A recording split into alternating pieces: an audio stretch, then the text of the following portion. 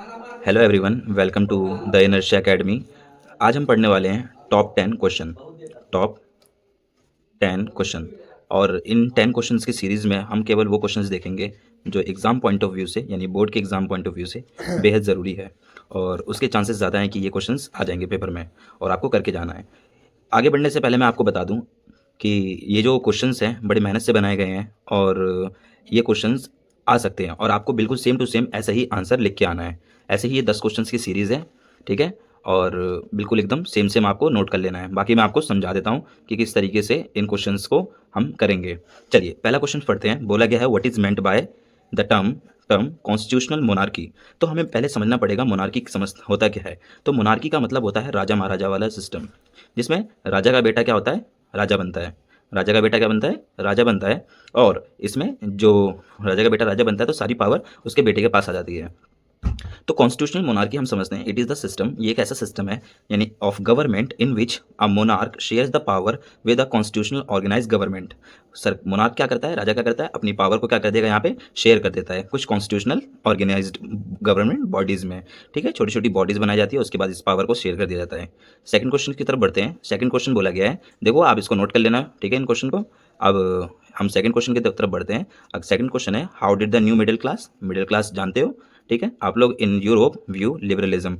चलो, for the new middle classes liberalism stood for freedom. यहाँ पे जो मिडिल क्लास है ये क्यों खड़ी हुई थी, मिडिल क्लास का खड़े होने का मतलब क्या था, यहाँ पे आज़ादी के लिए, फ्रीडम के लिए, फॉर द इंडिविजुअल, हर किसी के फ्रीडम के लिए खड़ा होना है। एंड इक्वालिटी, इक्वालिटी यानी सबको क्या मिलनी चाहिए, समानता, बराबर की। Of all before the law, कानून के सामने क्या रहेंगे, सब बराबर रहेंगे। यानी कोई भी कानून होगा उसके सामने सबसे पहले क्या रहेंगे, सब बराबर रहेंगे। तो मिडिल क्लास ने किस चीज़ की मांग करी थी, फ्रीडम की मांग करी थी, आज़ादी की और इक्वालिटी की। ऑल बिफोर द लॉ, कानून से पहले सब क्या रहेंगे, बराबर रहेंगे। चलिए थर्ड क्वेश्चन की तरफ बढ़ते हैं। थर्ड क्वेश्चन हमारा क्या है, थर्ड क्वेश्चन ये रहा हमारा, why were secret society, secret मतलब जानते हो, ऐसी सोसाइटीज़ क्यों बनाई गई थी, establish in many Europe states, Europe के कई सारे स्टेट्स में क्या बनाई गई थी, सीक्रेट सोसाइटीज़ बनाई गई थी। चलो उनको बारे में पढ़ते हैं। Secret society were establish in many European state, Europe के कई सारे स्टेट में कई सारी सीक्रेट सोसाइटी बनी थी। क्यों बनी थी, ताकि वहाँ के जो रिवॉल्यूशनरीज हैं यानी क्रांतिकारी जो हैं,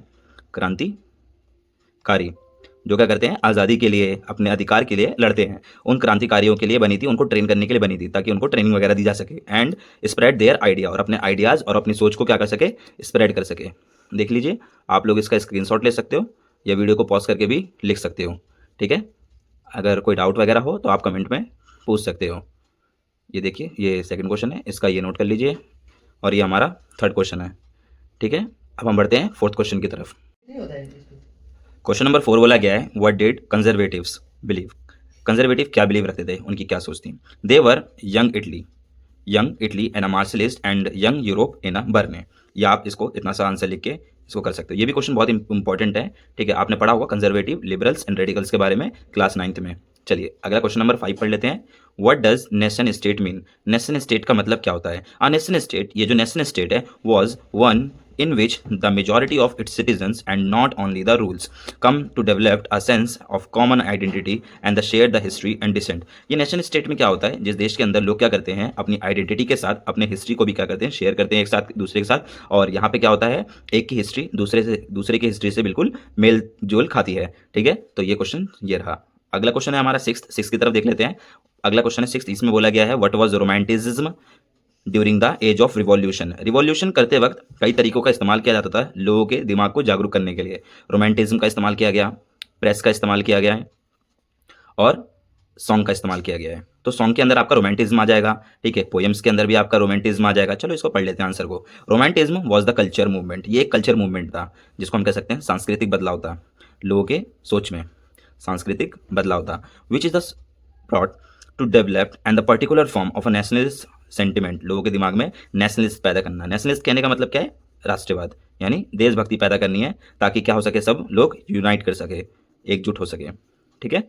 तो आप इसका स्क्रीनशॉट ले सकते हो यहाँ से, इसका भी ये देख लीजिए। क्वेश्चन नंबर 4, ये क्वेश्चन नंबर 5, और ये रहा क्वेश्चन नंबर 6। एकदम सेम टू सेम आपको ये नोट कर लेना है और पेपर में भी यही करके आना है बिल्कुल। क्वेश्चन नंबर 7 बोला गया है, why was Zollverein form, Zollverein क्यों फॉर्म हुआ था। Zollverein was in fact a customs union formed in 1834 में इसको फॉर्म किया गया था। The union abolish the tariff, यहाँ पे टैरिफ लगाया जाता था जब भी कोई गुड्स एक स्टेट से दूसरे स्टेट्स में जाता था तो उसमें कुछ टैरिफ्स लगाए जाते थे और उनका यूनिफिकेशन बिल्कुल भी नहीं था। कहीं 1 केजी का मतलब कुछ और होता था तो कहीं 1 केजी का मतलब कुछ और होता था, कहीं 1 मीटर का मतलब कुछ और होता है, कहीं 1 मीटर का मतलब कुछ और होता था। तो ये टैरिफ बड़े अजीबो-गरीब थे। इसको ऊपर ये फॉर्म हुआ था। ये बैरियर्स थे and the reduce the number of currencies and from the over the 32 to 2। Question number 8 हम पढ़ लेते हैं। Discuss the process of unification in of Germany. Discuss the process of unification of Germany. Germany का कैसी unification हुआ, लोग एकजुट कैसे हुए। चलिए, बात है 1866 से लेके 1871 की है, ठीक है। Unification in the leadership of the Prussia, Prussia के लीडरशिप में ही क्या हुआ था, यहाँ पे जर्मनी का यूनिफिकेशन हुआ था। The chief minister of Prussia auto von Bismarck, chief minister कौन थे प्रशिया के, auto von Bismarck was the chief architect. 3 Wars over the 7 years, 7 सालों के अंदर 7 ईयर्स में 3 वॉर्स हुए। कितने वॉर्स हुए, 3, विद ऑस्ट्रिया, डेनमार्क और फ्रांस के साथ। किसके साथ हुए, पहला हमारा ऑस्ट्रिया के साथ हुआ, दूसरा हमारा डेनमार्क के साथ हुआ, तीसरा हमारा फ्रांस के साथ हुआ। उसके बाद क्या हुआ, यहाँ पे प्रशिया जीत गया। प्रशिया क्या हुआ, हमारा जीत गया, प्रशिया जीत गया, victory and completed the process of unification, और इसी के साथ यूनिफिकेशन हुआ।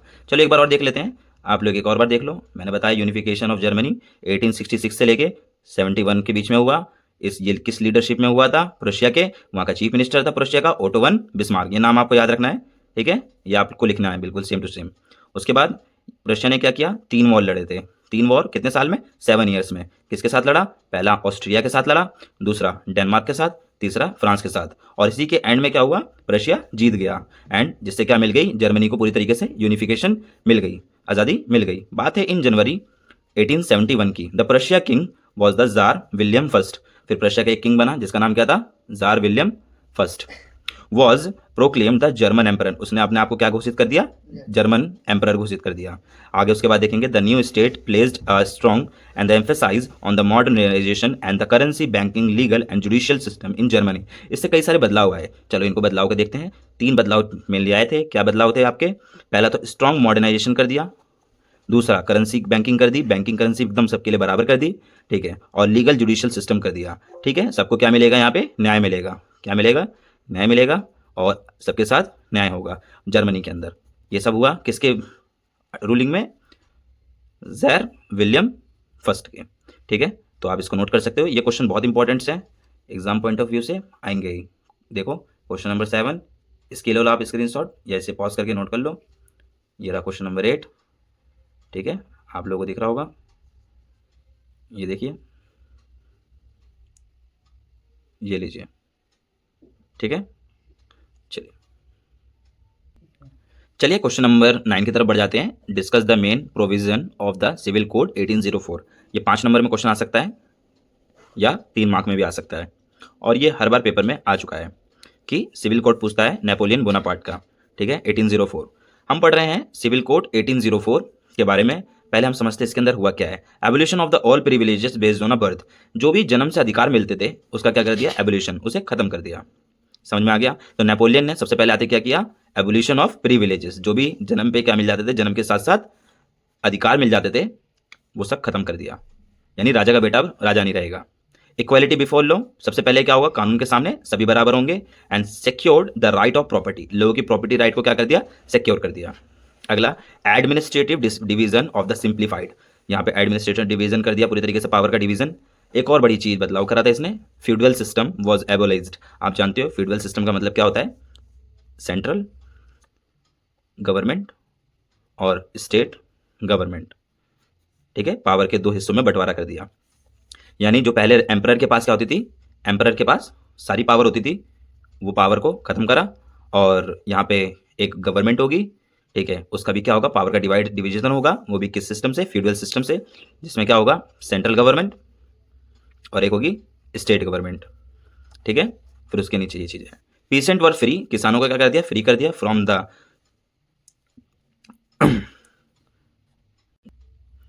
peasants were freed from the serfdom and the manorial dues and guild restriction was removed in town। जो गिल्ड की रेस्ट्रिक्शंस लगा रखी थी, ठीक है, आने वाली अगर आप 11th और 12th में आओगे तब आप गिल्ड के बारे में पढ़ोगे कि एक्चुअल में ये होते क्या हैं, इनके बारे में टोटल आपको डिटेल से पढ़ाया जाता है। अभी आप खैर इसे याद रख सकते हो कि guild restrictions were removed in towns, ठीक है, ये भी एक इंपॉर्टेंट क्वेश्चन था।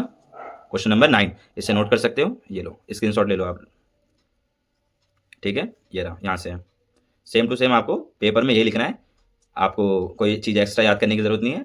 और इस बात की गारंटी है कि अगर आप ये भी क्वेश्चन अच्छे से करके चले जाओ तो इनमें से कुछ ना कुछ क्वेश्चंस आएंगे ही आएंगे, ठीक है। ये बड़ी मेहनत से आपके लिए बनाए गए हैं और आपको ये करने हैं।